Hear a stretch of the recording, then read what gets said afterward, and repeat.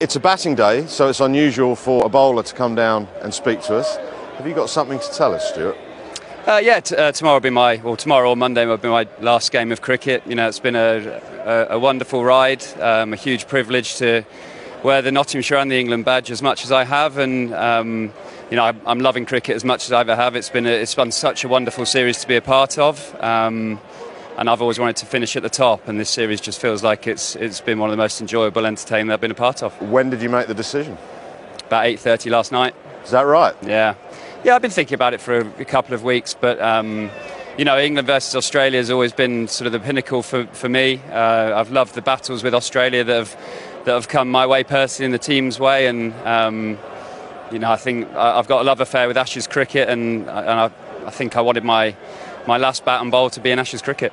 Can I ask why now in the mid? Well, the game isn't over. Why would you announce it now? I told Stokesy last night, and told the change room this morning, and to be honest, it just felt the right time. I didn't want sort of friends or teammates at Nottinghamshire stuff to see things that might come out, so I prefer to just say it and give it a good crack for the last Australia innings. When you told Molly, when you told Ben, were you emotional?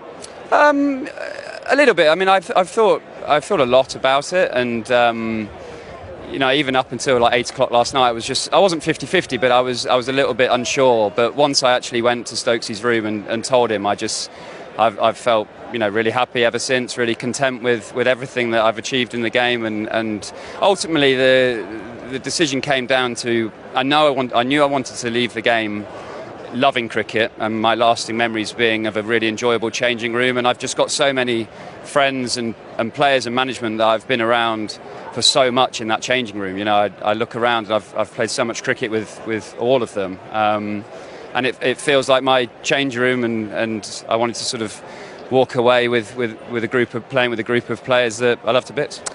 Did Ben try and talk you out of it last night, and when did the teammates find out, and what did they say? No, Ben didn't. He really understood the decision. I hadn't talked a lot about it. I hadn't mentioned it to him beforehand.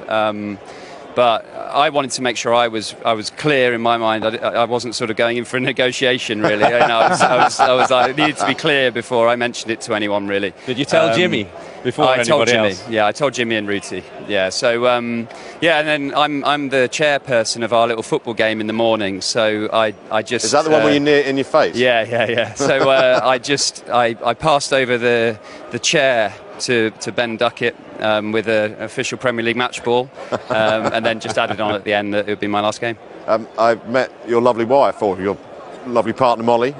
She's quite looking forward to you stepping aside, so that babysitting duties are now yours. You can't swan off.